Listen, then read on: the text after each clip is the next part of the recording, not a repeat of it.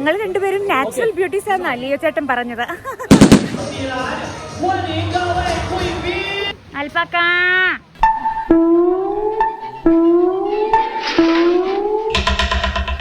ഒന്ന് പറഞ്ഞ രണ്ടാമത്തെ തുണി പൊക്കി കാണിക്കും.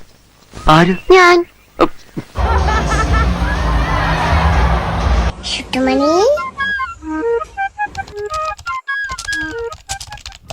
അങ്ങനെ നമ്മുടെ ട്രിപ്പിന്റെ അവസാനത്തെ വ്ലോഗിലേക്ക് എല്ലാവർക്കും സ്വാഗതം. നമ്മൾ ബാങ്കോക്കിലെ ഈ ഹോട്ടൽ റൂം ചെക്ക് ചെയ്ത് ബ്രേക്ക്ഫാസ്റ്റ് കഴിക്കാൻ ഇറങ്ങുവാണ്. നമ്മുടെ ഹോട്ടലിൽ നിന്നുള്ള ബാങ്കോക്ക് നഗരത്തിന്റെ വ്യൂ കണ്ടോ? അങ്ങനെ ലിഫ്റ്റും കയറി ബ്രേക്ക്ഫാസ്റ്റ് ഏരിയയിലോട്ട്. ലാസ്റ്റ് ഡേ ആയതുകൊണ്ടാവണം ദർശൻ അത്ര ഉഷാറില്ല, പക്ഷെ ബ്രേക്ക്ഫാസ്റ്റ് ആസ്വദിച്ച് കഴിക്കുന്നുണ്ട്. ഇന്ന് ഫുൾ നമ്മൾ സഫാരി വേൾഡിലായിരിക്കും. After that straight to airport. നിങ്ങൾ സെബാസ്റ്റ്യൻ ചേട്ടന്റെ ലീലാമ്മേനെ കണ്ടിട്ടുള്ള കമന്റ് ബിലോ. സംഗതി വേറൊന്നും അല്ലട്ടോ, കുറച്ചു നേരത്തേക്ക് സെബാസ്റ്റ്യൻ അച്ചായന്റെ ലീലാമ്മേനെ കാണാതെ പോയി.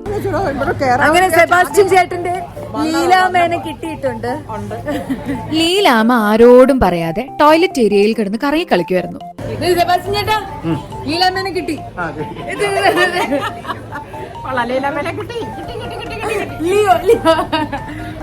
അങ്ങനെ നമ്മൾ സഫാരി വേൾഡിലോട്ട് എൻ്റർ ആവുകയാണ്. എല്ലാവരുടെയും ബാഗൊക്കെ പരിശോധിച്ചതിന് ശേഷം മാത്രമാണ് നമ്മൾ അകത്ത് കയറ്റുന്നുള്ളൂ. ഇതാണ് വിജയൻ ചേട്ടൻ. ഇത് വിജയൻ ചേട്ടന്റെ വൈഫ് സുധമോൾ.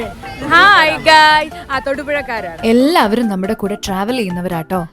നമ്മൾ അകത്തോട്ട് കേറിയപ്പോ തന്നെ സഫാരി വേൾഡിന്റെ ഒരു വൈബ് കിട്ടി തുടങ്ങി. ദേവന്മാരെ പുറത്ത് അഴിച്ചു വിട്ടേക്കണ കണ്ടോ? Very good natural beauty. Nice. ഞങ്ങൾ രണ്ടുപേരും നാച്ചുറൽ ബ്യൂട്ടീസ് ആണെന്നാ ലിയോ ചേട്ടൻ പറഞ്ഞത്. ദേ നിൽക്കുന്ന തായ്ലാന്റിന്റെ നാച്ചുറൽ ബ്യൂട്ടി. ഞാൻ ആദ്യമായിട്ടാട്ടോ ഇത്രയും ചെറിയ കുതിരകളെ നേരിട്ട് കാണുന്നേ. സഫാരി വേൾഡിൽ ഇനി മുന്നോട്ട് പോകും തോറും ഇതുപോലെ ഒത്തിരി പേരെ കാണാൻ പറ്റും. ഇത് ഇവിടുത്തെ വലിയൊരു അക്വേറിയമാണ്. പക്ഷെ ഞാൻ നോക്കിയത് ഈ സുന്ദരക്കുട്ടനെയാട്ടോ. അയ്യടാ, ഞാൻ അവനെ തന്നെ നോക്കി വീഡിയോ എടുക്കുന്നത് അവൻ കണ്ടു എന്നാ തോന്നുന്നേ. എന്നെ ഇടം കണ്ടിട്ട് നോക്കുന്ന കണ്ടാ. ദേ ഇവിടെ വേറൊരാള് അക്വേറിയം സൂക്ഷ്മമായി വീക്ഷിച്ചോണ്ടിരിക്കുക. കൊടയും പിടിച്ച് ആരായി വരുന്നേ നോക്കിയേ.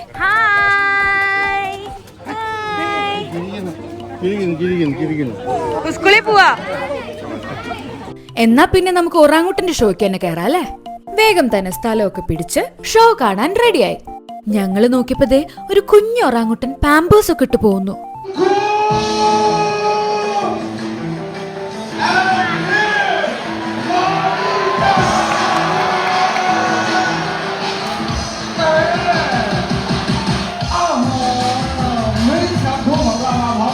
അങ്ങനെ നമ്മുടെ ഒറാങ്ങുട്ടന്മാര് അവിടുന്നും ഇവിടുന്നും 4 കോണിന്നും വന്നു.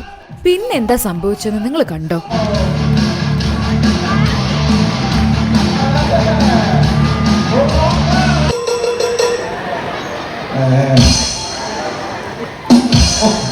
ഇതിപ്പോ മനുഷ്യന്മാര് ചെയ്യുന്നതൊക്കെ കുരങ്ങന്മാരും ചെയ്യുന്നുണ്ടല്ലോ. ഇത് സൈക്കിൾ ഓടിക്കുന്നു. എന്തൊക്കെയാ കാണണ്ടേ?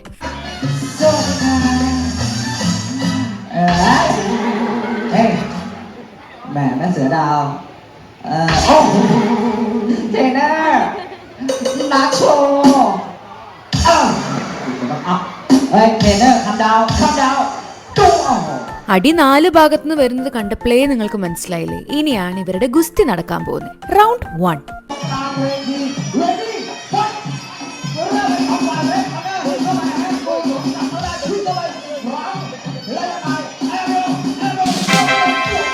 അങ്ങനെ ആദ്യ റൗണ്ടിൽ നമ്മുടെ റെഡ് ഒറാങ്ങുട്ടൻ ജയിച്ചു. ആഹാ, ചിയർ ലീഡേഴ്സ് ഒക്കെ ഉണ്ടല്ലോ. ഇനി റൗണ്ട് 2. ഇതിൽ ആര് ജയിക്കുന്നു നമുക്ക് നോക്കാം.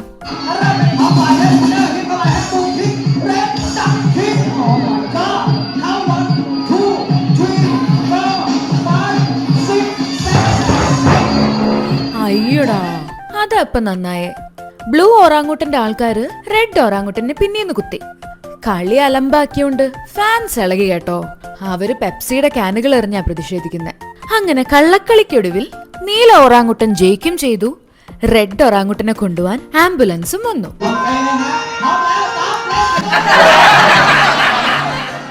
അങ്ങനെ ഒറാങ്ങുട്ടന്മാരുടെ ഗംഭീര പ്രകടനത്തിന് കൈയടിച്ച് ഞങ്ങൾ അവിടെ നിന്ന് ഇറങ്ങി. എത്ര പേരായി ഷോ കാണാനുണ്ടായെന്നറിയോ? ഇതേതാ ജീവിന്ന് എന്തേലും ഐഡിയ ഉണ്ടോ? ഈ കിടക്കുന്നവനാണ് ടപ്പീർ. ഇവനെ കാണാൻ ആനയുടെ പോലത്തെ മുഖവും പന്നിയുടെ ശരീരപ്രകൃതിയാണ്. ഇണക്കുരുവികള് ഫ്ലമിംഗോനെ നോക്കുവാന്നോ? ഇവര് രണ്ടുപേരെ ഇങ്ങനെ ഒരുമിച്ച് കണ്ടുകൊണ്ടിരിക്കാനും ഇവരുടെ വർത്താനങ്ങൾ കേട്ടുകൊണ്ടിരിക്കാനും എനിക്ക് ഭയങ്കര ഇഷ്ടമായിരുന്നു.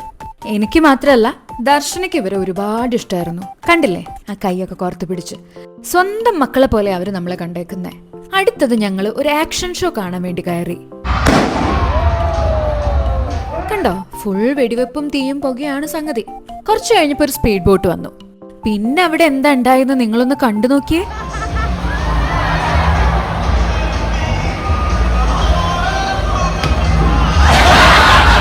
സാധാരണ എല്ലാരും ഫ്രണ്ട് സീറ്റ് കിട്ടാൻ വേണ്ടിയിട്ടുള്ള ഓട്ടത്തിലായിരിക്കുമല്ലോ. ആദ്യമായിട്ട് ബാക്ക് സീറ്റ് കിട്ടിയാന് ദൈവത്തിനോട് നന്ദി പറഞ്ഞു. ഫ്രണ്ടിലിരുന്ന എല്ലാവരും അവര് വെള്ളത്തിൽ കുളിപ്പിച്ചു വിട്ടിട്ടുണ്ട്. അവിടുന്ന് നമ്മൾ നേരെ കുറച്ച് കൂട്ടരെ കാണാൻ പോവാണേ. ആദ്യമായിട്ട് നമ്മുടെ ഒട്ടകക്കുട്ടൻ. അവൻ എന്നെ ഒരു നോട്ടം നോക്കി പേടിപ്പിച്ചിട്ടാ പോകുന്നേ. പിന്നെ നമ്മളിതേ ഈ ചാടി ചാടി വരുന്ന കങ്കാരുക്കുട്ടന്മാരെ കാണാനാണ് പോയത്. ആഹാ, നല്ല രസമല്ല അവരിങ്ങനെ ചാടി ചാടി പോണ കാണാൻ. ഇനി ഞാൻ ആദ്യമായിട്ട് കാണുന്ന വേറൊരു ഐറ്റത്തിനെ കാണിച്ചുതരാം. ഇവരാണ് അൽപ്പാക്ക. കണ്ടാൽ ഒരു ചെമ്മരിയാട് ലുക്ക് ഉണ്ടെങ്കിലും ഒട്ടകത്തിന്റെ മുഖവും വെച്ച് നടക്കുന്ന ഒരു ഐറ്റം.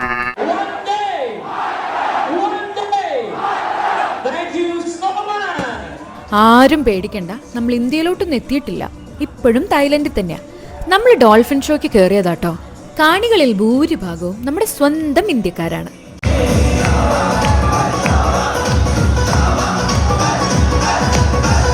നമ്മൾ ഈ IPL ഒക്കെ കാണാനിരിക്കുന്ന പോലെ ഇല്ലേ, പക്ഷെ സംഗതി ഡോൾഫിൻ ഷോയാ. എന്നാ തുടങ്ങുമല്ലേ?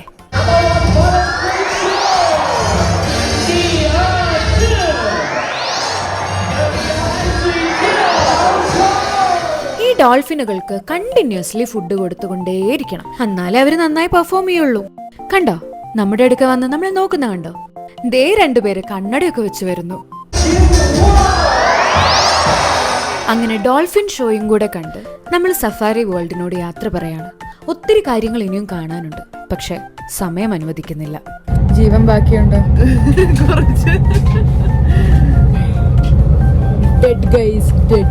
ഒത്തിരി നടന്നതിന്റെ ക്ഷീണത്തിലാട്ടോ ഞങ്ങള്. നമ്മൾ ഈ കണ്ടതിനൊക്കെ പുറമെ ഇനി കാണാൻ പോകുന്നത് ജംഗൽ സഫാരിയാണ്.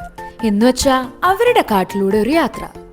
കണ്ടോ, ഒരു വലിയ തടാകവും ജിറാഫുകളും ഒത്തിരി പക്ഷികളും.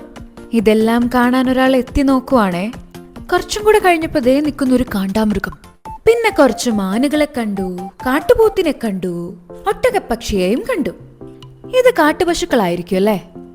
കാട്ടിൽ വന്നിട്ട് കാട്ടിലെ രാജാവിനെ കാണാതെ നമ്മൾ എങ്ങനെയാ പോവാ?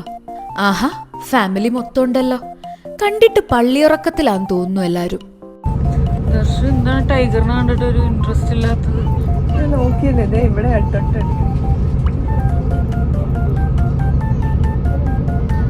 തൊട്ടടുത്ത് ടൈഗറിനെ കണ്ടിട്ട് എന്റെ തൊട്ടടുത്തൊരു ടൈഗർ ഉണ്ടല്ലോ. നോക്ക് നോക്ക് നോക്ക്,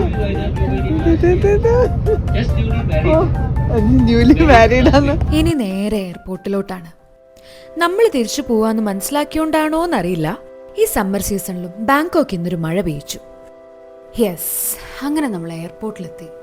വന്നപ്പോഴുണ്ടായിരുന്ന സന്തോഷവും എക്സൈറ്റ്മെന്റും ഒന്നും തന്നെ പോവാൻ നേരത്ത് നമുക്ക് ആർക്കും ഉണ്ടായിരുന്നില്ല കേട്ടോ.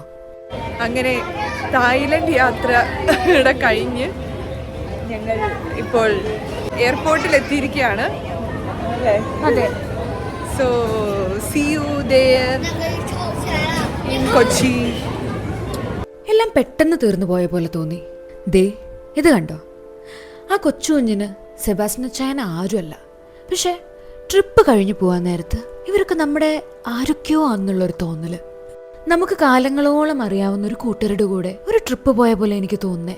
കഴിഞ്ഞ 4-5 ദിവസം കൊണ്ട് ഇവൾ എങ്ങനെ എന്നോട് ഇത്ര അടുത്തതെന്ന് എനിക്കറിയില്ല. അവൾ അവളുടെ വീട്ടില് സ്ഥിരം കാണുന്ന ഒരാളെ പോലെ എന്നോട് പെരുമാറിയത്. കുറുമ്പിപ്പെണ്ണ് അവളുടെ ചെരുപ്പ് എന്നെ കൊണ്ട് ഇടിയിപ്പിക്കുക.